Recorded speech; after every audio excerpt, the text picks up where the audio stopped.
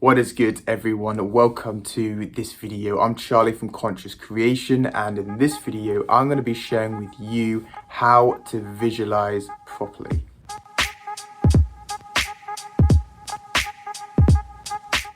So when it comes to manifesting our desires, visualization is really important, because what we're doing when we visualize is we are planting the seed. It's what Neville Goddard refers to, planting the seed, and over time that seed will grow. So what we need to do is we need to have crystal clear clarity on what it is that you want to manifest. If you are not sure what it is that you're trying to manifest, is you are going to get that in your reflection in your life by receiving things not exactly as you would like to. So as we visualize, is we want to construct a scene in our mind that already implies that we have what we want. So let's say, for example, you are trying to manifest more abundance, a better relationship, a better lifestyle, whatever it is that you choose, is you want to construct a scene in your mind that implies that you already have that which you want.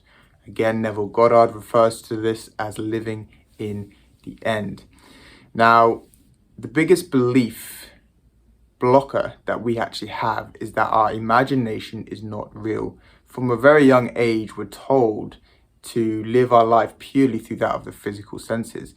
But if we understood the power of our imagination, everyone always talks about different parts of the body and what it can do, but no one really discusses the imagination as if it's just there by accident. Why would your mind be imagining things if it just wasn't meant to be there?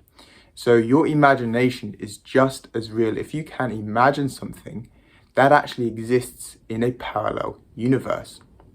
Now, the easier you find imagining certain things, it actually means you're closer to the manifestation on a vibrational set point. The harder you find it to imagine is the further you are away from experiencing that in your physical reality. But that's fine. So the more you imagine, the more real it becomes, the more your vibration shifts, and the more likely you're then going to bring it into your physical experience. So when we're doing this, is we always want to imagine through first person. So when we've constructed that scene in our mind, is we are going through that scene and seeing it in first person. This is really important when it comes to visualization, because some people, when they visualize, they visualize the scene in third person. And there's actually even been stories of people manifesting things, and the manifestation has worked out perfectly, except they weren't the ones experiencing the manifestation. They were watching someone else have that manifestation because they were viewing it in third person. So once you have constructed that scene in your mind, is you must then view it through first person, through your own eyes, as if you are really experiencing it. And this makes sure that the seed gets planted with you to actually experience that manifestation. Now, when it comes to bringing that visualization alive, is we need to give it all the tones of reality, because we must have emotion behind the scene in order to start manifesting it. So how can we do that? So when we are visualizing, is we need to give it the tones of reality. What can you see? What can you taste? What can you touch? What can you smell? What can you hear? Bring these senses alive in your imagination, and it will start to bring the picture alive as well. Now, we don't want to force this picture, is we want to be in a nice and relaxed state, allow this picture to come up to our mind, and then we go through the process of experiencing it in first person. When you do this properly, is your brain doesn't know the difference. This is the amazing thing about imagination, is if you are visualizing correctly, is your brain will think this is actually happening. So it will start to release all those chemicals in the body as if you were actually experiencing it. And this is what actually gets you into the feeling of the wish fulfilled, because the whole point of visualizing is to create the feeling within inside yourself as if it has already happened to you. And because your brain doesn't know the difference, this is what allows you to get into that feeling.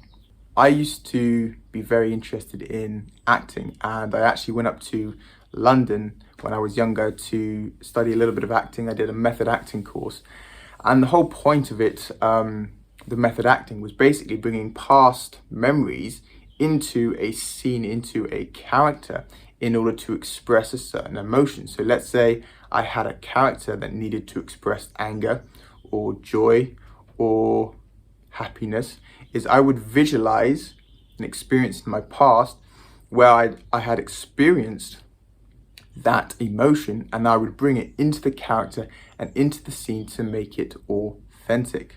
Through this visualization, what they taught us to do is relive that experience through the five senses. So what could I see? What could I touch? What could I taste? What could I smell?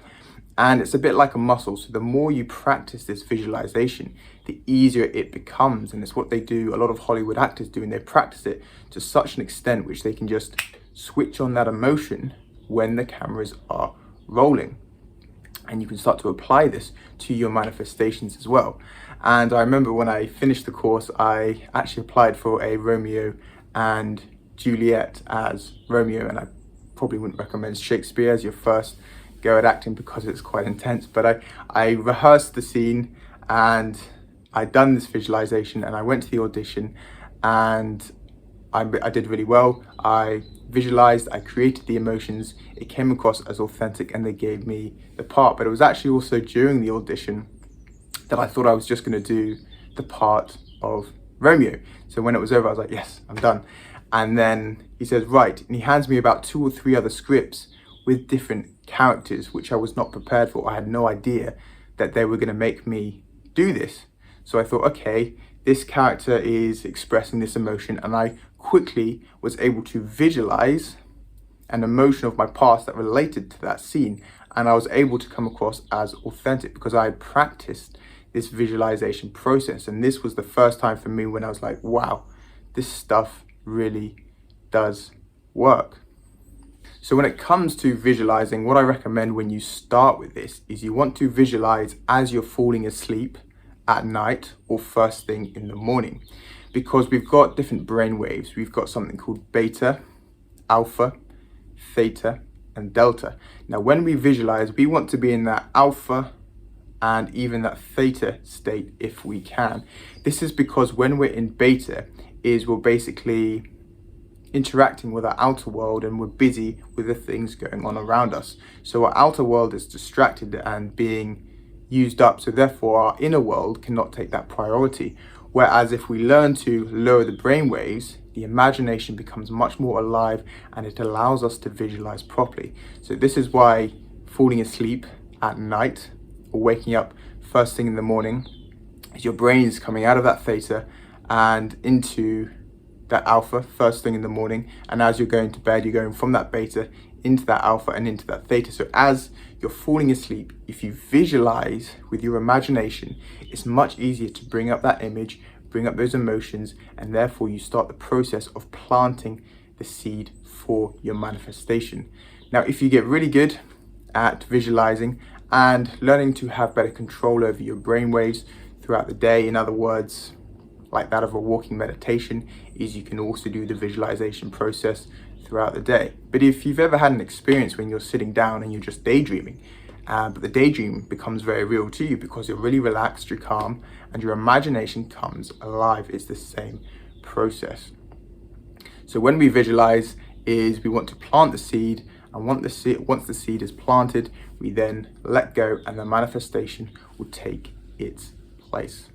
So I hope this helps. Thank you for watching. I will put a free meditation below that helps you with the process of reprogramming your subconscious mind, which takes you through a process of relaxing the body and helping you with your visualization. So apart from that, peace, much love, and take care.